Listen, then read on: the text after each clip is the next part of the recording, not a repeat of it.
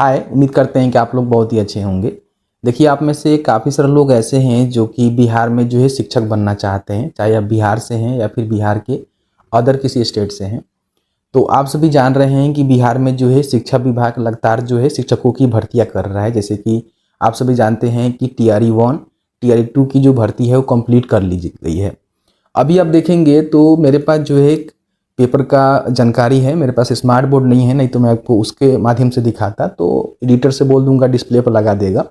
तो उसमें देख सकते हैं कि इसमें जानकारी दी गई है ना कि जो TRE 3 है उसका जो एग्ज़ाम है ना मार्च में होगी। अब यहाँ पे देखेंगे तो ये जो है दैनिक भास्कर का कहीं ना कहीं पेपर कटिंग है, तो प्रिंट मीडिया कहीं ना कहीं सत्य जानकारी देता है। और साथ ही साथ आप देखेंगे शिक्षा विभाग के द्वारा एक जो है ऑफिशियल नोटिस भी आया हुआ है, जिसमें लेटर लिखा गया है, जो भी निर्देशक हैं उनके द्वारा लेटर लिखा गया है कि जो भी बिहार के स्कूल में या फिर किसी भी विद्यालय में जो भी खाली पद है, क्लास 1 से लेकर 12वीं तक के शिक्षकों की जो खाली पद है उसकी जो है गणना करके 2 दिन में हमें उपलब्ध करवाइए, क्योंकि हम इसके लिए जो है बहुत ही जल्द भर्ती का जो नोटिफिकेशन है वो निकालेंगे और इसका जो एग्ज़ाम होगा मार्च में होगा। ठीक है, तो कहीं ना कहीं आप समझ ही सकते हैं कि एग्ज़ाम से पहले जो है आपको फॉर्म भरना होगा और फॉर्म भरने के बाद ही आपका एग्ज़ाम होगा।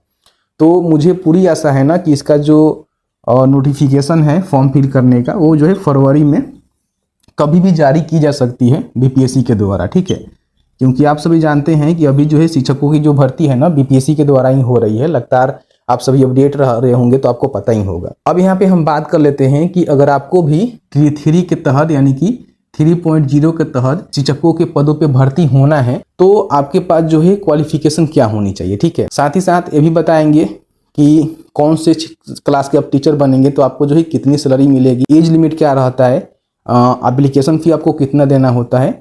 इससे जुड़ी जो है सभी जानकारी हम इस वीडियो में कवर करने की कोशिश करेंगे, जहां तक मेरी जानकारी है और जहां तक मैंने इसके बारे में जानकारी हासिल किया हुआ है। तो प्लीज़ वीडियो शुरू से अंत तक लेकर जरूर देखेंगे और वीडियो थोड़ा सा भी अच्छा लगे तो प्लीज़ भाई को सपोर्ट करने के लिए वीडियो को लाइक करेंगे, क्योंकि आपका एक लाइक मुझे बहुत ज़्यादा मोटिवेट करता है। सबसे पहले हम बात कर लेते हैं कि आप सभी जानते हैं कि जो भी शिक्षक होते हैं या फिर विद्यालय होता है उसको जो है 4 कैटेगरी में बांटा गया है, यानी कि इसका 4 स्टेज होता है। सबसे पहले प्राथमिक विद्यालय के अध्यापक, इसको प्राइमरी टीचर भी अब बोलते हैं, जो कि क्लास 1 से लेकर 5 तक के जो भी बच्चे होते हैं उनको पढ़ाते हैं। ठीक है, तो इनकी हम क्वालिफिकेशन की बात करें तो आप सभी जानते हैं कि पहले जो है B.Ed भी मान्य रखा गया था प्राथमिक टीचर के लिए, लेकिन बाद में इसको सुप्रीम कोर्ट ने मना कर दिया कि नहीं, जो B.Ed किए हैं वो प्राथमिक टीचर के लिए आवेदन नहीं कर सकते हैं। तो इसमें अगर आपने 10+2 पास कर लिया हुआ है, ठीक है, और साथ ही साथ आपने D.Ed किया हुआ है 2 वर्ष वाला, 18 मंथ वाला एप्लीकेबल नहीं होगा, जो कि NIO से आप किए हैं, 2 वर्ष का किए हैं आप, अगर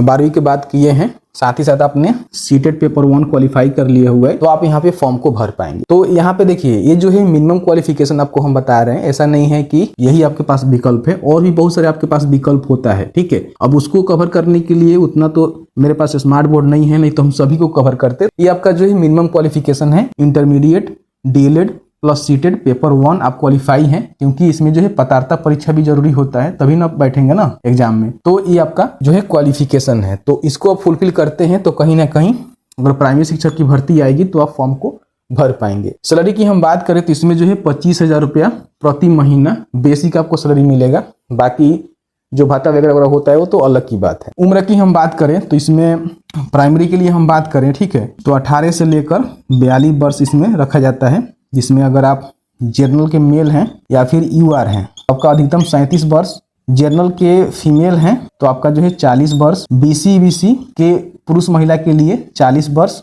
और SC/ST के पुरुष महिला के लिए 42 वर्ष, ये आपका उम्र सीमा होता है। ठीक है, अब यहाँ पे हम बात कर लेते हैं मध्य विद्यालय। मध्य विद्यालय का मतलब ये होता है क्लास 6 से लेकर 8 तक का जो है टीचर आप बनते हैं और 6वीं से लेकर 8वीं तक के ही बच्चों को पढ़ाते हैं। ठीक है, इसमें हम क्वालिफिकेशन की बात करें तो अगर आपने स्नातक कर लिया हुआ है 50% अंकों के साथ, या फिर इसमें भी 50% अंक मांगा जा सकता है, जो कि नोटिफिकेशन आएगा उस समय क्लियर हो पाएगा। स्नातक के साथ साथ आपने B.Ed या फिर D.LED कर लिया हुआ है, मेरे बात को समझिएगा, अगर आपने स्नातक किया हुआ है प्लस B.Ed या फिर D.LED दोनों एप्लीकेबल है। ठीक है, जैसे कि स्नातक और D.LED जो किए हैं ना वो भी 6 से लेकर 8 तक के टीचर के लिए फॉर्म भर सकते हैं, ऐसा नहीं है कि B.Ed वाले ही भरेंगे। तो अगर आपने स्नातक प्लस B.Ed या फिर D.LED किया हुआ है और प्लस आपने सीटेट पेपर 2 या फिर BTET पेपर 2 आपने क्वालिफाई कर लिया हुआ है तो आप यहाँ पे फॉर्म को भर सकते हैं। सैलरी की हम बात करें तो 28,000 रुपया पर मंथ आपको मिलेगा, जो कि आपका बेसिक रहेगा। ठीक है, ये इसका जो है क्वालिफिकेशन होता है। इसमें जो है और भी बहुत सारे क्वालिफिकेशन ऐड किए जाते हैं, जो कि आप देखेंगे तो आपको समझ में आएगा। नोटिफिकेशन जब आएगा उस समय क्लियर हो पाएगा, लेकिन इतना मिनिमम समझिएगा कि आपके पास क्वालिफिकेशन होना चाहिए स्नातक प्लस बीएड या फिर डीएलएड प्लस सीटेड पेपर 2 या फिर बीटेड पेपर 2, तो आप यहाँ पे फॉर्म को भरेंगे। उम्र सीमा वही रहेगा आपका 18 से लेकर 42, कैटेगरी वाइज ये रहेगा। ठीक है, नेक्स्ट आपका स्टेज होता है माध्यमिक विद्यालय। तो इसके आप टीचर बनते हैं तो 9वीं से लेकर 10वीं तक के बच्चे को पढ़ाएंगे। अगर आपने स्नातक या फिर पीजी पास कर लिया हुआ है, प्लस आपने बीएड आपने कर लिया हुआ है, इसमें आपको डीएलएड मौका नहीं मिलता है, ध्यान रखिएगा। स्नातक या फिर पीजी कोई भी आप पास किए हुए हैं, प्लस बीएड किए हुए हैं, प्लस स्टेट पेपर 1 आपने क्वालिफाई कर लिया हुआ है, तो फॉर्म को भर सकते हैं। अब इसमें जो है काफ़ी सारे सब्जेक्ट होते हैं और सब्जेक्ट वाइज ही आपका जो प्रशासनिक योग्यता होता है या फिर शैक्षणिक योग्यता होता है वो निर्धारित किया जाता है।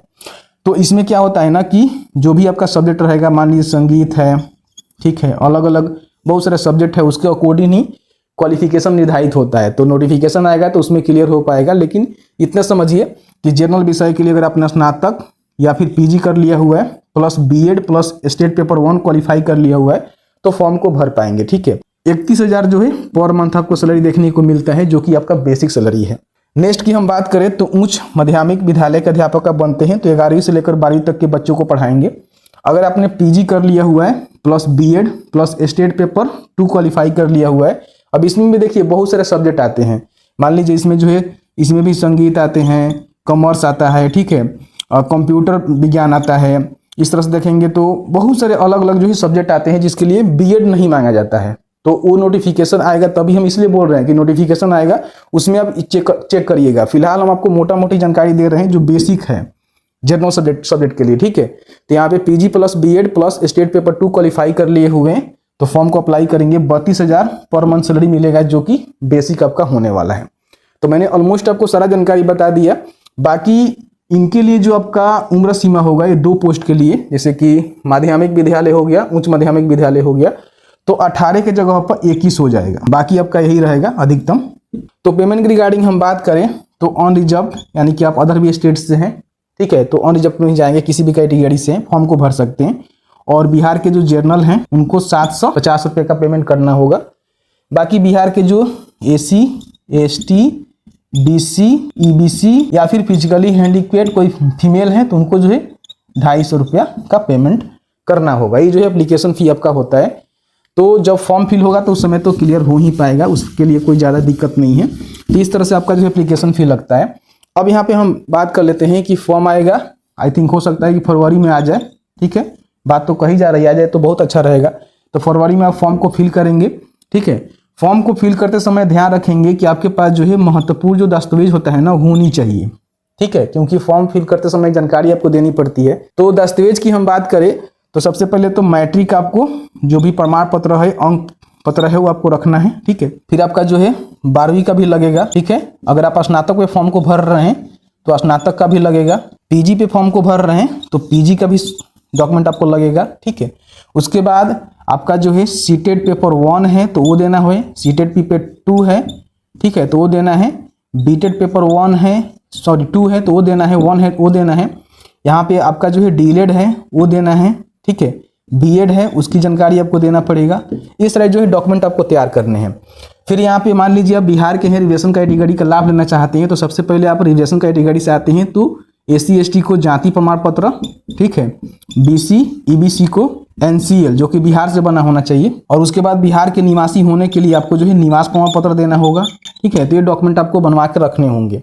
अदर स्टेट वालों को ये नहीं देना होगा, लेकिन हाँ बिहार के जो लोग एससी एसटी हैं उनको जाति, बीसी ईबीसी हैं उनको एनसीएल, और निवास यहाँ पे सभी को बनवाना पड़ेगा। ठीक है, तो ये जो आपका डॉक्यूमेंट लगेगा। बाकी आपका फोटो सिग्नेचर वगैरह लगता ही है, आधार कार्ड लगता ही है, तो डॉक्यूमेंट आपके पास तो होगा ही। तो बस मेरा छोटा सा प्रयास था जो मैं आपको बताने की कोशिश किया हुआ हूँ। इसमें किसी प्रकार की कोई त्रुटि होगी तो आप हमें नीचे कमेंट्स करके बता सकते हैं, हम अगली बार सुधार करने की कोशिश करेंगे। जितनी भी हमारी जानकारी थी, जितने हमने जानकारी को अभी कलेक्ट कर पाया था उसके हिसाब से आपको बता दिया है। ठीक है, बाकी इसका डिटेल्स नोटिफिकेशन आएगा, उस समय हम क्लियर करके नोटिफिकेशन पे आपको वीडियो बनाकर उपलब्ध करवा देंगे। सिलेक्शन प्रोसीजर की हम बात करें तो इसमें जो है सबसे पहले लिखित परीक्षा होगा आपका, तो सिलेबस के रिगार्डिंग आप कहेंगे तो हम सिलेबस के लिए अलग वीडियो ला देंगे। तो लिखित, डॉक्यूमेंट्स वेरिफिकेशन, उसके बाद आपका सिलेक्शन होगा।